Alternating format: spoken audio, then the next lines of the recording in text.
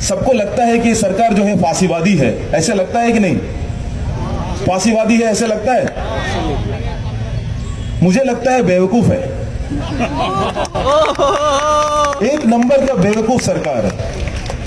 जैसे सड़क पे वो कुत्ते नहीं होते जो गाड़ी जाते हुए तो डिसाइड करता है कि काला कार के पीछे भागना है, और भागता है, एकदम भोगते भोगते भागता है और गाड़ी तक पहुंचता है, उसके बाद उसको पता नहीं होता करना क्या है।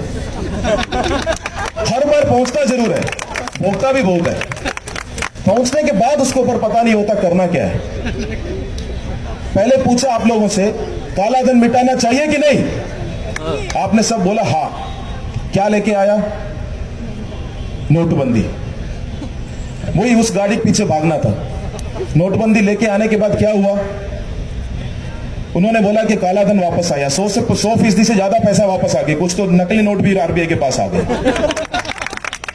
उसके बाद दूसरा उन्होंने बोला कि डिजिटल इकोनॉमी बनाएंगे, जितना पैसा था पहले उससे कई गुना ज्यादा कैश अभी मार्केट में वापस आ गए। तीसरी बार उन्होंने बोला कि नकली नोट बंद करेंगे। अभी कुछ दिन पहले आरबीआई का एक नोटिस था, आरबीआई ने बोला कि 2000 का नया नोट उन्होंने छापना बंद कर दिया। क्यों? क्यों पता है किसी को? उन्होंने बोला है इसलिए छापना बंद किया क्योंकि नकली नोट अच्छी क्वालिटी के आने लग गए। वो कह रहे हैं कि अच्छा क्वालिटी का है तो हम क्यों बनाए, तो हमको मिल ही रहा है, तुम फ्री में ले लो। तो कौन सी चीज है जो उन्होंने बोला था और आपने हाँ कहा? जब इलेक्शन के दौरान आपके पास आके पूछे काला धन मिटाना चाहिए कि नहीं, जैसे पूछ रहे हैं अभी घुसपैठियों को निकालना चाहिए कि नहीं, और सब हाँ कह रहे हैं, किसी को समझ में नहीं आता कि अपने पैर पे कुल्हाड़ी मार रहे हैं। किसी को यह समझ में नहीं आ रहा है, क्योंकि हमें जैसे काला धन लगता है कि स्विट्जरलैंड में रखा हुआ पैसा, तब तो नोटबंदी वही ना करना चाहिए था।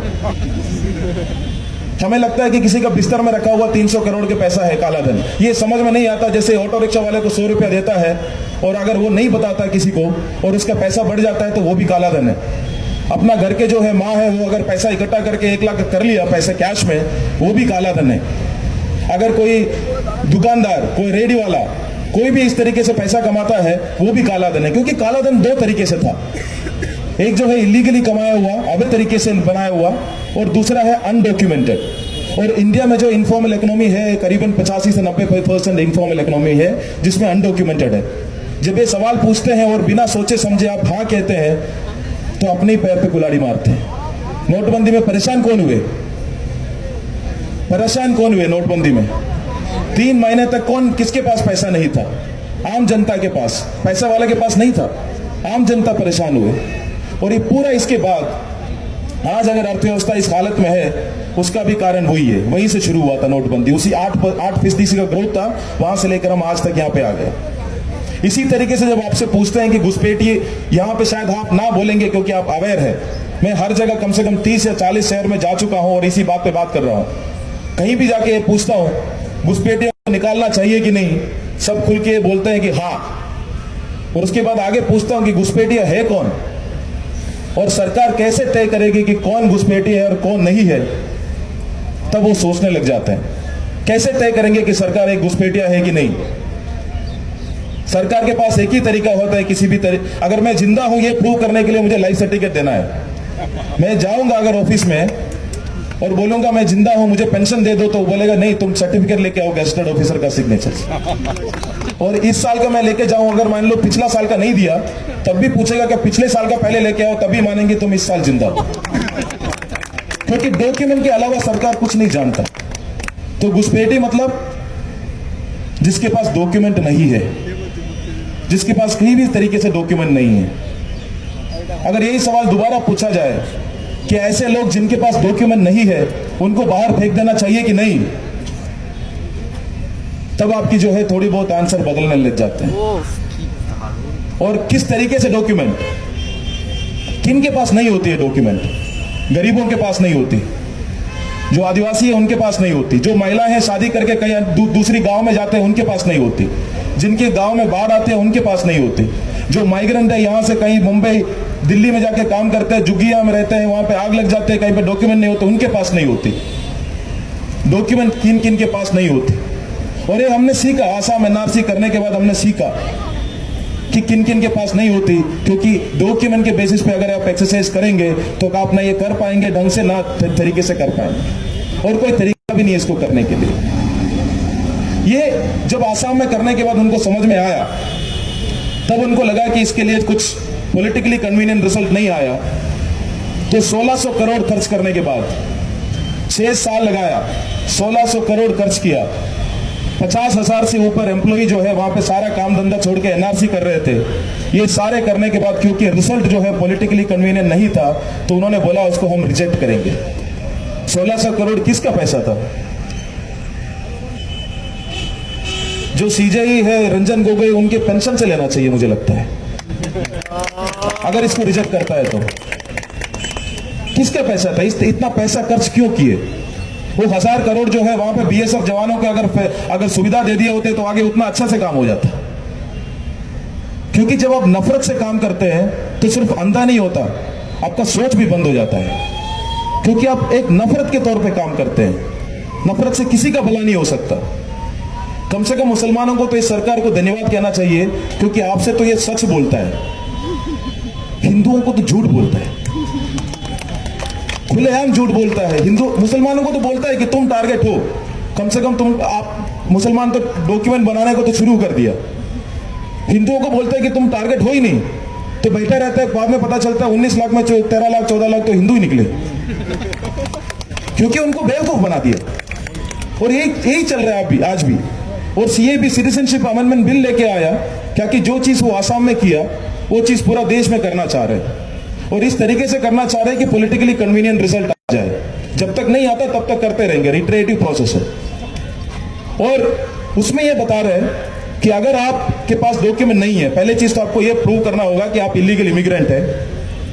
मान लीजिए आज नागरिक है हम लोग सब, पहले मैं प्रूव करूंगा कि मैं इलीगल इमिग्रेंट हूं, सरकार को मैं नागरिक हूं, और उसके बाद मैं ये प्रूव करूंगा कि मैं पाकिस्तान, अफगानिस्तान या बांग्लादेश से आया हूं, मैं यहीं का रहने वाला हूं।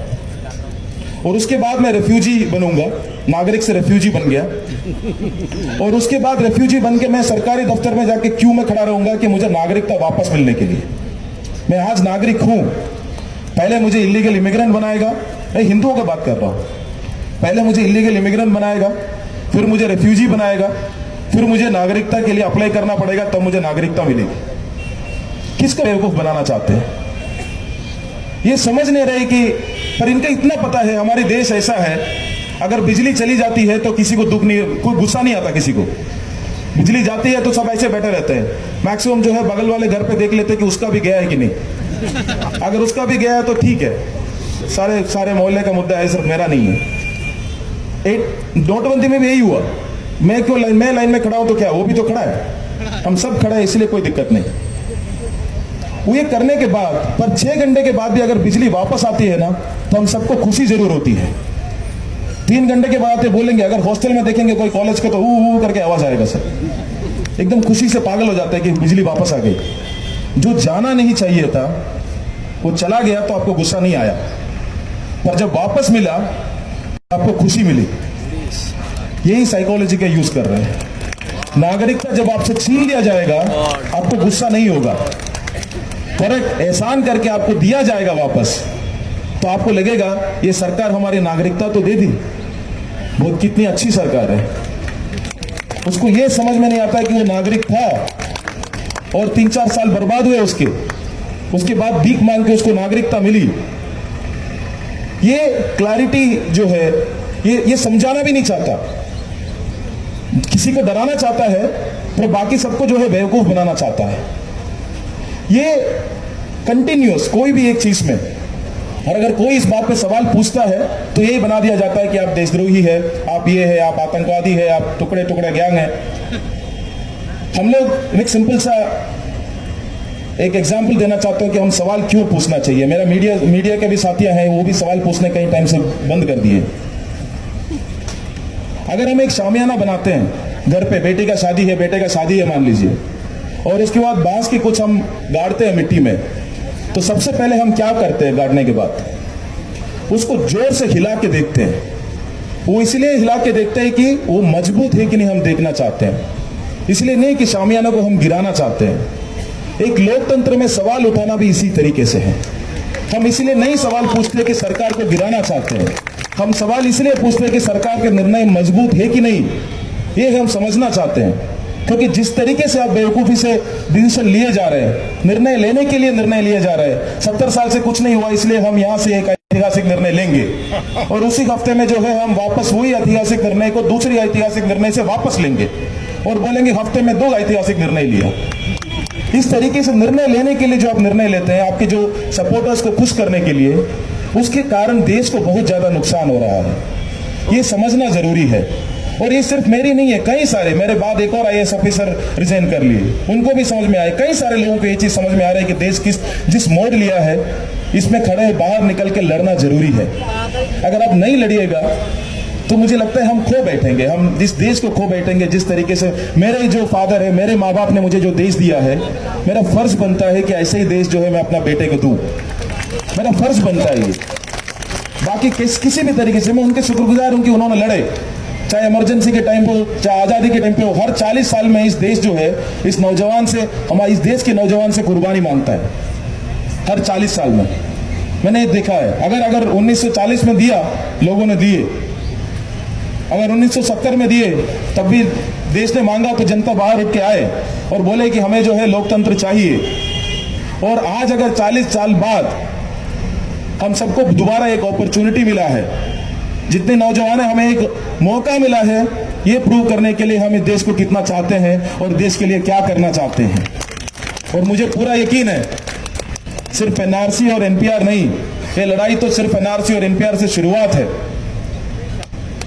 अगर हम NRC NPR, बहुत सिंपल सी बात है कि NPR के थ्रू वो करना क्या चाहते हैं कि पहला लिस्ट में जो है 130 करोड़ में से 120 करोड़ को बोलेंगे कि आप सिटीजन हैं, तो क्या होगा, आप में से जो है मैक्सिमम लोग सिटीजन है करके आ जाएगा। ये लड़ाई सिर्फ 10 करोड़ लोगों की रह जाएगी। ये जो पॉलिसी है डिवाइड करने की, कि मैक्सिमम लोगों को पहले छाट दो ताकि लड़ाई जो है कम लोगों की हो जाएगी, फिर दूसरी लिस्ट में करो 10 करोड़ से जो है 5 करोड़ की हो जाएगी, 5 करोड़ से है 2 करोड़ की हो जाएगी। उसके मान लीजिए आपने 1 करोड़ का कर लिया, उसके बाद 1 करोड़ के साथ आप करेंगे क्या? ये वही बात होगी जो कुत्ता भौंकता है गाड़ी के पीछे, वहां तक पहुंच गए, उसके बाद आपने सोचा नहीं आपको करना क्या है, वो कोई बता भी नहीं रहा आपको करना क्या है। ये बिना सोचे समझे जो सरकार है, इसीलिए मुझे लगता है कि सरकार के साथ सवाल पूछना, इनसे लड़ना, आवाज उठाना, जो इस सरकार को सपोर्ट करते हैं मैं उनको देशभक्त मानता हूं। जो जिनको लगता है कि ये सरकार सही कर रहे हैं, देश के लिए सही कर रहे हैं, उनको मैं देशभक्त मानता हूं जरूर। जो जिनको लगता है कि देश सरकार जो कर रहा है वो देश के खिलाफ है और खड़े होकर बोलने का हिम्मत रख रहा है, उसको भी मैं देशभक्त मानता हूं। पर जो लोगों को लगता है कि ये देश सही दिशा में नहीं जा रहा है पर चुप बैठने का डिसीजन लिया है, बस वही है इस देश में देशद्रोही। जिनको पता है कि ये देश जिस तरीके से जा रहा है आगे, ना हमारे लिए ना हमारे बच्चे के लिए सही है, फिर भी खुद को या खुद के परिवार को या खुद की पार्टी को देश के ऊपर रख के जो निर्णय ले रहा है, चुप बैठने का निर्णय ले रहा है, वही लोग हैं देशद्रोही। और मेरी इतना ही रिक्वेस्ट है उनसे, आप चुप बैठेंगे तब आप विलेन है इस लोकतंत्र में। आप आवाज उठाइए और हीरो बनिए। धन्यवाद।